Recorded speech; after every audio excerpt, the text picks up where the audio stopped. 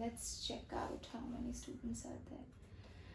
Okay, so hello my dear students, welcome back to my class. Myself Saloni Singh और हम कर रहे हैं chapter number 9 coordination compound, specially focusing for our board exams my dear students, specially focusing our NCERT textbook. So let's see how many students have come. Anurag, good morning. Komal, good morning. Ishan, Shabana is there, Anita is there, Prashant is there. Radhe Radhe bachcha, how are you all doing? Great. Yes, कल की video सबने देख ली. तिजिल, good evening dear, good evening. Great. चलो तो भाई दिख रही है आज एकदम एनर्जी फुल जोश में हाई है और आज हम बहुत ही ज्यादा इम्पोर्टेंट टॉपिक करने वाले बच्चा. What we are going to cover is already I have written on the board. हमने क्या कवर कर लिया है वो भी लिखा है मैंने और क्या कवर करने वाले हैं वो भी लिखा है. मैं चाहूंगी कि ये टॉपिक जरा हम फटाफट मूव करें, इसीलिए सब कुछ पहले से लिख के रखा है आपके लिए ताकि हम नोमेनक्लेचर पे इजीली प्रोसीड कर सके. कितने बच्चे एक्साइटेड है नोमेनक्लेचर के लिए? जल्दी से बताइए. कोऑर्डिनेशन कंपाउंड का नोमेनक्लेचर सीखने के लिए क्या बात है. शबाना, अनुराग, अंजलि, ये रही एकता कपूर और ये हमारे ईशान धीमन. क्या बात है अनीता, वेरी गुड. तो भाई शुरू करते हैं फिर आज का सेशन. चले शुरू करें. एनर्जी एकदम हाई दिखाओ, नोटबुक पेन लेके बैठ जाओ क्योंकि बहुत सारी चीजें आज आपको लिख लिख के मुझे बतानी पड़ेगी, कैलकुलेशन करना पड़ेगा. बिना नोटबुक के माता रानी के जगराते में नहीं बैठना है, समझ गए? ओके चलिए तो शुरू करते हैं बच्चों. 1 2 3 गो. यस बच्चा, तो प्रीवियस सेशन में हमने क्या किया था? We have started with coordination compound. हमने कोऑर्डिनेशन कंपाउंड को डिफाइन किया था. क्या होता है कोऑर्डिनेशन कंपाउंड? उसमें देखा था सेंट्रल मेटल एटम कौन होते हैं, फिर देखा था लिगैंड क्या होते हैं, लिगैंड की टाइप्स देखी थी, यूनिडेंटेड, बाइडेंटेड, पॉलीडेंटेड और एम्बिडेंटेड लिगैंड, फिर ब्रिजिंग लिगैंड, बहुत सारी वैरायटीज देखी थी प्रीवियस सेशन में. उसके बाद आज जो हमारा टॉपिक है जो शुरू हो रहा है बच्चा डी, यानी कि आज हम बात करेंगे सबसे पहले कोऑर्डिनेशन स्फीयर की. अब इसके बारे में तो मैं ऑलरेडी बहुत बार पहले जिक्र कर चुकी हूं कि कोऑर्डिनेशन स्फीयर वो स्फीयर है जो स्क्वायर ब्रैकेट के अंदर आता है. यानी जो भी चीजें स्क्वायर ब्रैकेट के अंदर दिखाई देती हैं वो क्या हो गई? आपकी कोऑर्डिनेशन स्फीयर की एंटिटीज हो गई.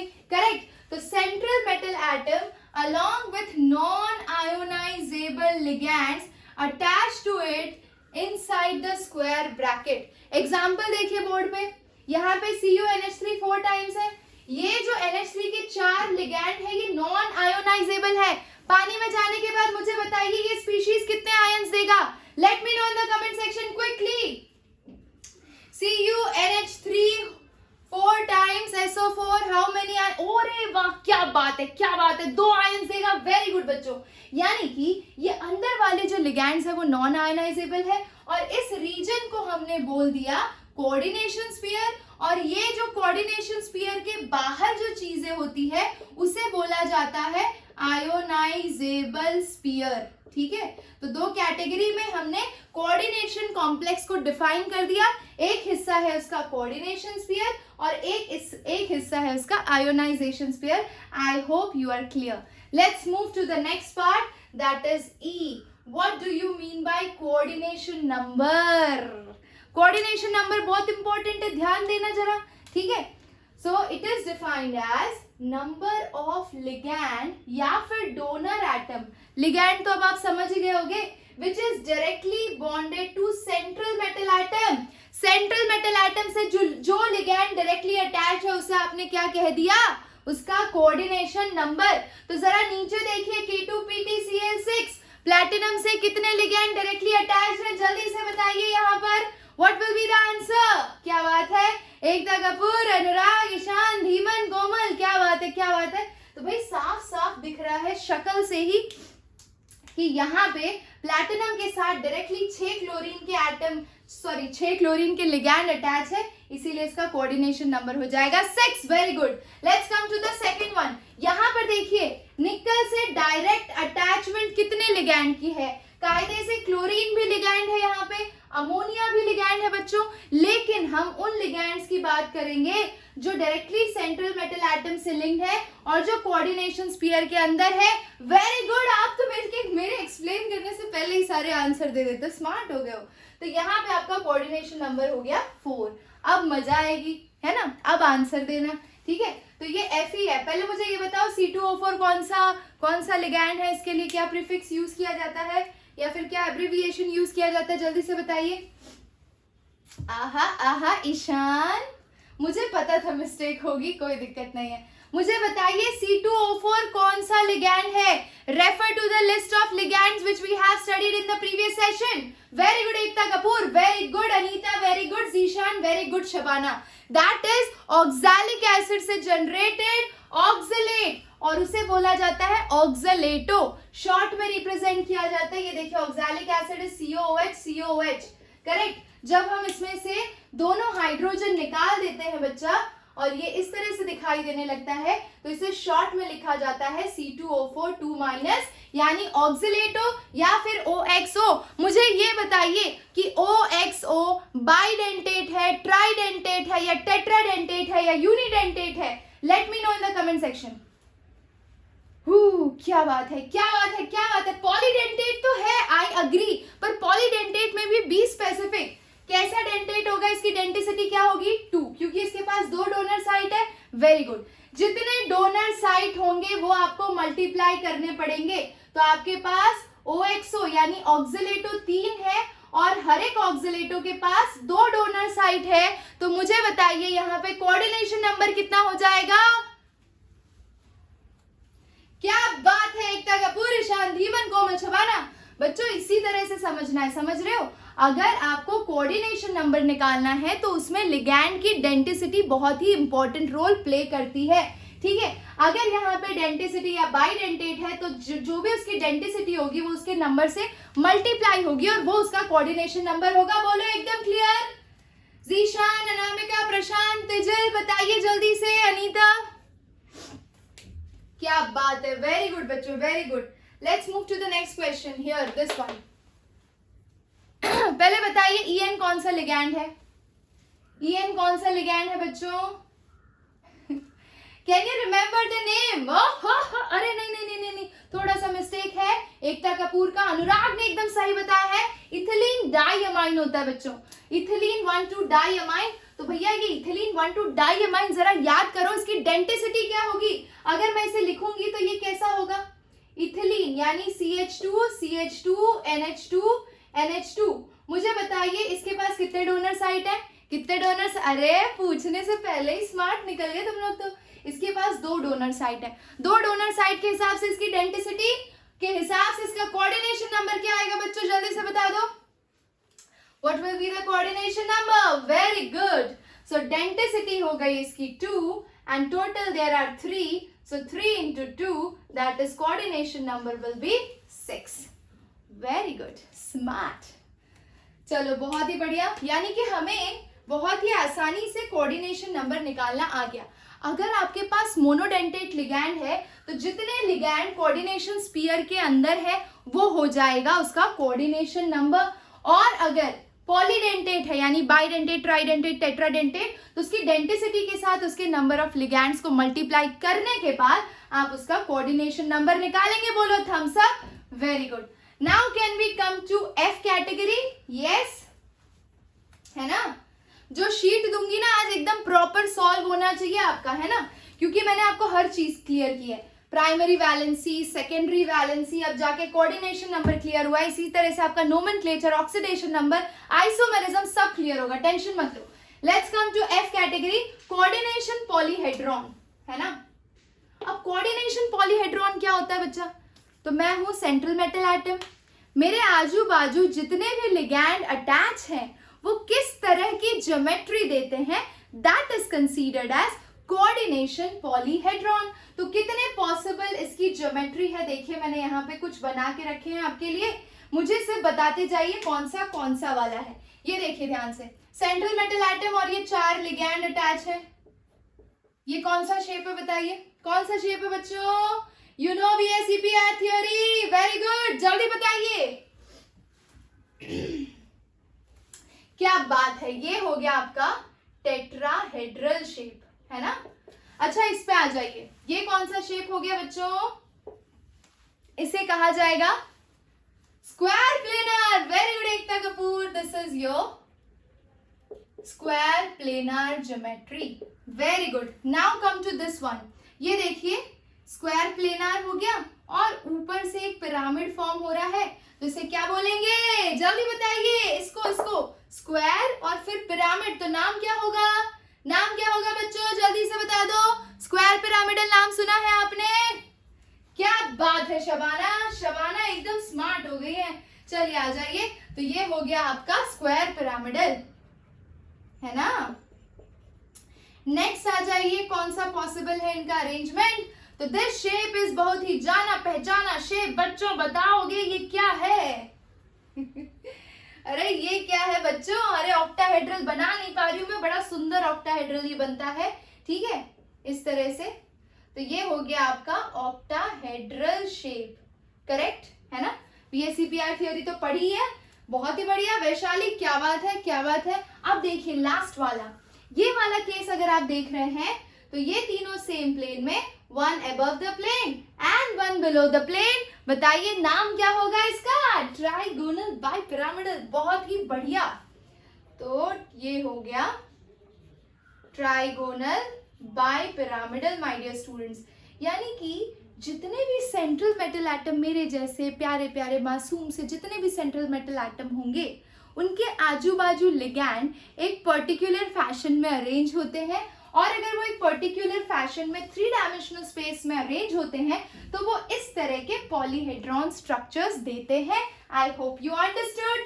Yes my dear students, how is the जोश? हाउ इज द जोश बच्चों? जल्दी बता दो, जल्दी बता दो, जल्दी बता दो। अरे क्या बात है, वेरी गुड। हाई ही होनी चाहिए, क्योंकि अब जब हम जहां पढ़ने जा रहे हैं दैट इज ऑक्सीडेशन नंबर। अभी तो हमने कहां पैर रखना शुरू किया है? ऋषिकेश गए हो तो ऋषिकेश में जो गंगा जी की नदी होती है ना, वो इतने फ्लो में मूव करती है। तो अभी तो हम उस फ्लो में ऐसे ऐसे करके धीरे धीरे नीचे उतर रहे हैं, और अभी पैर अंदर एकदम ठंडे पानी में जाने वाला। चलो शुरू करते हैं।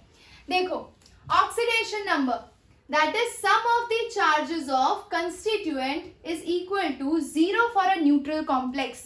कहने का मतलब ये है कि अगर आपके पास कोई न्यूट्रल कॉम्प्लेक्स है, जैसे कि ये वाला देखो, इस कॉम्प्लेक्स के ऊपर कोई चार्ज नहीं है, तो ये कॉम्प्लेक्स क्या हो गया बच्चों? Neutral complex. अच्छा, ये वाला चार्ज कॉम्प्लेक्स है, नेगेटिव चार्ज है इसके ऊपर, ये वाला भी चार्ज है तो इसके ऊपर भी नेगेटिव चार्ज है। मतलब कहना ये चाहते हैं हम कि इसके ऊपर जो चार्ज होगा या इन सभी कंस्टिट्यूएंट के ऊपर जो चार्ज होगा that will be equal to 0 in case of neutral. तो इसका addition should be equal to 0। इस केस में इसका addition should be equal to -2।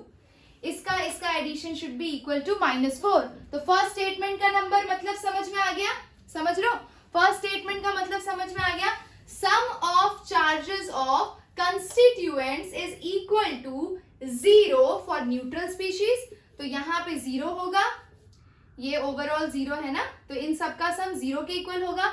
अगर एनायनिक या कैटायनिक कॉम्प्लेक्स है तो sum of charges of constituents, sum of the charges of constituent should be equal to the charge on the coordination sphere. क्या बात है। चलिए कितने लोग एक्साइटेड है कोऑर्डिनेशन नंबर निकालने के लिए? जल्दी बोलिए। Are you excited to calculate the coordination number? Ishaan Dhiman Ekta Kapoor Anita बताइए जल्दी से। Very good Vaishali. देखिए ध्यान से।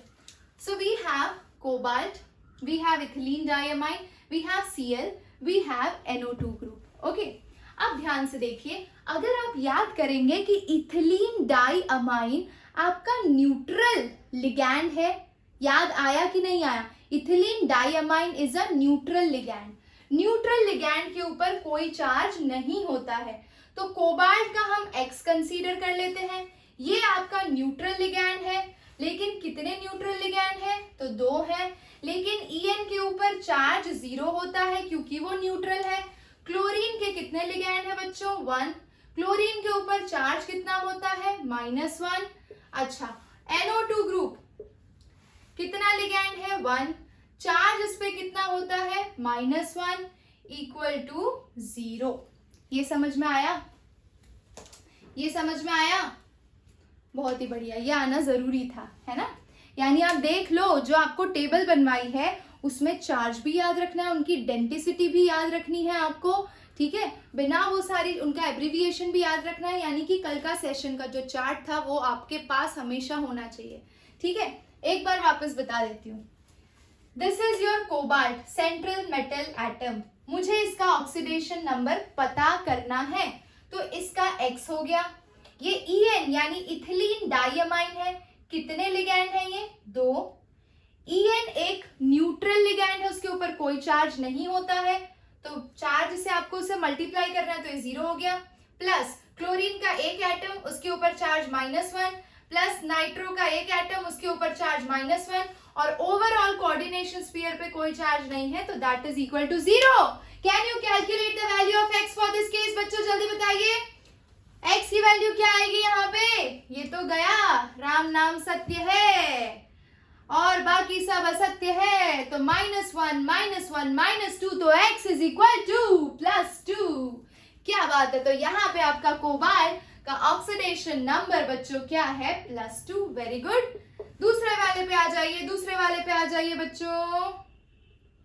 Let's solve the second one. Again cobalt is x plus, यहाँ पे अमोनिया है, 2 लिगैंड है इसके, और अमोनिया एक न्यूट्रल लिगैंड है, प्लस क्लोरीन के 2 एटम हैं और हर एक क्लोरीन के ऊपर -1 चार्ज बच्चों, ठीक है। दैट इज इक्वल टू, पूरे कॉम्प्लेक्स के ऊपर -2 चार्ज है, तो दैट इज इक्वल टू -2।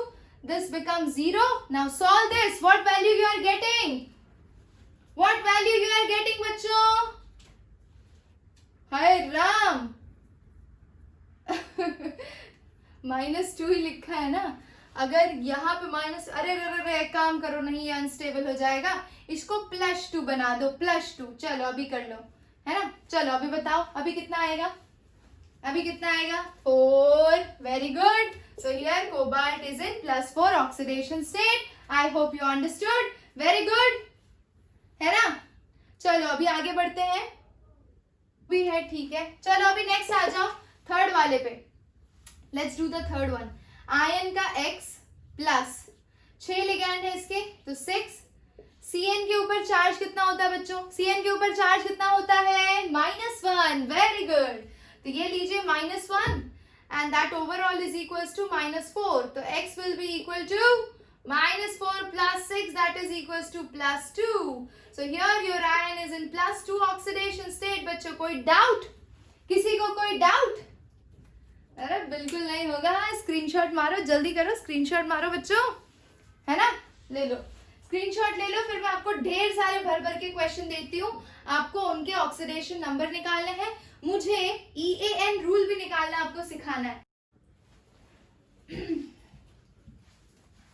चलिए बच्चों, तो देख लेते हैं कुछ इंपॉर्टेंट क्वेश्चंस। इसके अंदर आपको क्या करना है? ऑक्सीडेशन नंबर फाइंड आउट करना है हर एक केस के लिए। ऑलरेडी हम ये 2 केस डिस्कस कर चुके हैं, आप चाहें तो आप इसे दोबारा सॉल्व कर सकते हैं। सारे केसेस के लिए oxidation number and coordination number दोनों निकालिए अपनी नोटबुक में। हम यहाँ पे अभी सिर्फ और सिर्फ ऑक्सीडेशन नंबर की बात करेंगे, तो हमें निकालना है ऑक्सीडेशन नंबर। चलिए शुरू करते हैं, ठीक है। तो स्टार्ट करते हैं फर्स्ट केस से, ठीक है। तो कोबाल्ट ये हो गया x बच्चा +2 × 0 क्योंकि न्यूट्रल है, +1 × -1 +1 × -1। इसको सॉल्व करिए, आपको आंसर मिल जाएगा, ठीक है। ये तो गया और ये माइनस माइनस, तो -2 इज इक्वल्स टू 0, तो x इज इक्वल्स टू आपका +2 आ जाएगा। सेकेंड केस पे आ जाइए। ये हो गया x 2 × 0 +4 × -1 इज इक्वल्स टू -2 बच्चों।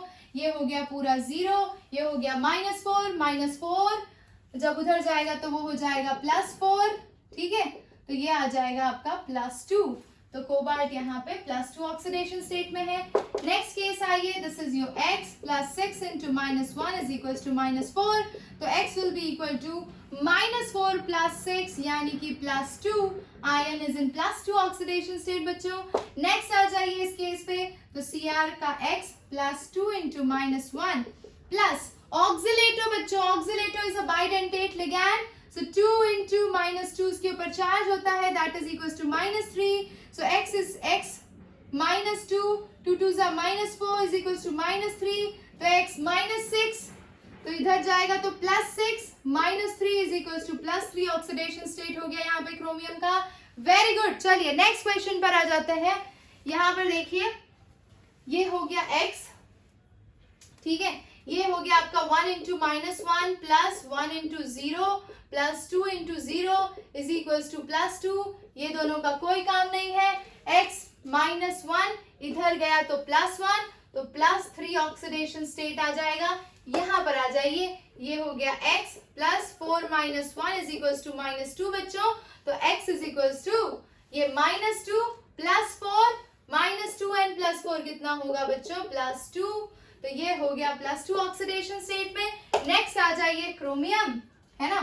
तो क्रोमियम अगेन यहाँ पे x plus 3 - 1 plus 3 into 0 is equal to 0, ये गया 0, x is equal to +3 oxidation state, खत्म। ये देखिए x plus 2 into -1 plus 2 into 0 बच्चों, दैट इज इक्वल टू +1, ये गया 0, x इज इक्वल टू +3 बच्चों। कोबाल्ट अगेन +3 ऑक्सीडेशन स्टेट में। नेक्स्ट आ जाइए K3FeCN6, 3 into +1 plus x plus 6 into -1 is equal to 0, कितना हुआ? -3 उधर गया, कितना हो जाएगा? +3। Very good. नेक्स्ट आ जाइए इस पे, ये हो गया x plus 6 into 0 plus 4 into -1 is equal to 0, this goes 0 and x is equal to +4 बच्चों, खत्म। अब आते हैं कार्बोनिल पे। तो कार्बोनिल तो आपका 0 ऑक्सीडेशन स्टेट होता है, मतलब इसके ऊपर चार्ज 0 होता है ना, न्यूट्रल लिगैंड है, ठीक है। तो ये तो आपका पूरा ही 0 आएगा आंसर। तो ऑक्सीडेशन स्टेट यहाँ पे निकल का 0। तो इसी के साथ आपने ऑक्सीडेशन नंबर में कर ली है मास्टरी। अब आपको कोई भी क्वेश्चन पूछा जाएगा IUPAC नोमेनक्लेचर से रिलेटेड, उस वक्त आपको ऑक्सीडेशन नंबर निकालने में कोई भी तकलीफ नहीं होगी। तो चलिए अब कर लेते हैं EAN, है ना। इफेक्टिव एटॉमिक नंबर क्या होता है, कैसे हम प्रिडिक्ट करेंगे कि मैंने ये जो कॉम्प्लेक्स लिखा है ये सही लिखा है कि नहीं लिखा है, अगर ये मैंने बनाया है तो ये स्टेबल है कि नहीं है, ये जानने के लिए EAN रूल का जानना आपके लिए थोड़ा जरूरी है। वैसे वो सिलेबस में नहीं है, लेकिन हल्की सी जानकारी लेना कोई बुरी बात नहीं है। तो चलिए शुरू करते हैं। सो नेक्स्ट इज EAN, यानी कि बच्चों इफेक्टिव एटॉमिक नंबर। ओके, करें सॉल्व? अरे फ्रीज तो नहीं हो गए? Are you there all of you? Okay great. Effective atomic number formula लिख लीजिए फटाक से इसका। EAN effective atomic number is equal to Z minus oxidation number बच्चों plus 2 into coordination number, where Z stands for atomic number of the central metal atom, है ना। ON stands for oxidation number and CN stands for coordination number. Very good. चलिए अब कुछ molecules का निकाल के देखते हैं। भाई एक और इम्पोर्टेंट पॉइंट है इसके अंदर कि अगर आपका कोई स्टेबल कॉम्प्लेक्स होगा ना, if it is a stable complex बच्चा, if it is a stable complex, then the value of EAN यानी आपका जो इफेक्टिव एटॉमिक नंबर आएगा, it will be, it is stable complex, then the value of EAN will be equal to atomic number of noble gas, nearest noble gas, है ना। Nearest noble gas के atomic number के उसकी value equal होगी। चलो देखते हैं कैसे होता है। वी हैव CO, कोबाल्ट का एक कॉम्प्लेक्स ले लेते हैं, CONH3 4 टाइम्स एंड बाहर 4 टाइम्स नहीं 6 टाइम्स कर लेते हैं, ठीक है। इसको 6 टाइम्स ले लेते हैं एंड बाहर Cl3 ले लेते हैं, ठीक है। अब देखो ध्यान से देखना, बताओ मुझे कोबाल्ट का एटॉमिक नंबर। कोबाल्ट का एटॉमिक नंबर बच्चों 30 तक याद होना चाहिए आपको। 28 निकल का है तो Z कोबाल्ट निकल के पहले आता है, क्या होगा इसका atomic number? 27। Very good.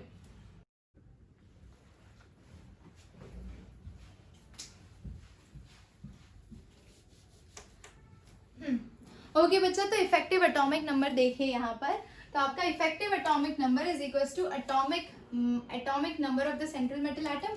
Cobalt का एटॉमिक नंबर हो गया 27, उसका ऑक्सीडेशन नंबर निकालिए। तो ऑक्सीडेशन नंबर इसका -3, इसका +3। अभी आपको ऑक्सीडेशन नंबर निकालना सिखाया है, आप निकालिए, आपको पता चल जाएगा। यहाँ पे नेगेटिव साइन है और ऑक्सीडेशन नंबर इसका +3 आया है, तो यहाँ पे 3 ले लेते हैं, ठीक है।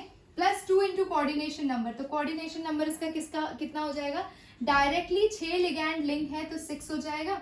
अब इसको सॉल्व करिए, तो 27 - 3 + 12, when you solve this you will be getting बच्चा 36। तो भाई 36 आपका नियरेस्ट नोबल गैस कौन सा है, जरूर कमेंट करके बताइए। और क्योंकि 36 आपका एक नोबल गैस है और उसका atomic number effective atomic number के इक्वल आ रहा है, इसीलिए ये कॉम्प्लेक्स आपका स्टेबल है, समझ रहे हो। बट ये जो पर्टिकुलर केस बता रही हूँ ना इफेक्टिव एटॉमिक नंबर वाला, इसके अंदर बहुत सारे एक्सेप्शंस है बच्चा। ये सिर्फ सिंपल कॉम्प्लेक्सेस पे अप्लाई होता है, कार्बोनिल कॉम्प्लेक्सेस पे तो बिल्कुल भी अप्लाई नहीं होता, वहां पे बड़े एक्सेप्शनल केसेस आते हैं। ब्रिजिंग लिगैंड्स में बड़े एक्सेप्शनल केसेस आते हैं, तो वहां पे हम इसे कंसीडर नहीं करते हैं, ठीक है। अच्छा, दूसरी इंपॉर्टेंट चीज, इससे पहले कि हम आगे बढ़े, 2 चीज और कराना चाहती हूँ आपको मैं, होमोलेप्टिक एंड हेटेरोलेप्टिक कॉम्प्लेक्सेस, ठीक है। तो आई कर लीजिए, होमोलेप्टिक एंड हेटेरोलेप्टिक कॉम्प्लेक्सेस क्या होते हैं, ठीक है। ये आ जाता है, 1 मार्क में आ जाता है, होमोलेप्टिक एंड हेटेरोलेप्टिक। कभी नाम नहीं सुना होता इसलिए आप आंसर नहीं कर पाते, बाकी है बड़ा ही सिंपल। व्हेन सिमिलर या फिर same ligand is attached to central metal atom, when similar ligand is attached to central metal atom, then it is known as homoleptic complex। चलिए एक एग्जांपल ले लेते हैं, तो CO NH3 6 + 3, यहाँ पे आपके सारे लिगैंड्स किस फॉर्म में है, अमोनिया के फॉर्म में है ना, यानी अमाइन फॉर्म में है ना, इसीलिए आपका ये होमोलेप्टिक कॉम्प्लेक्स है। अब हेटेरोलेप्टिक कॉम्प्लेक्स देखिए ध्यान से, तो हेटेरोलेप्टिक कॉम्प्लेक्स में हम एग्जांपल ले लेते हैं, यहाँ पे CO NH3 4 टाइम्स ले लेते हैं, यहाँ पे Cl2 ले लेते हैं बच्चा। अब जरा ध्यान से देखिए इस केस के अंदर, अगर मैं इसके अंदर,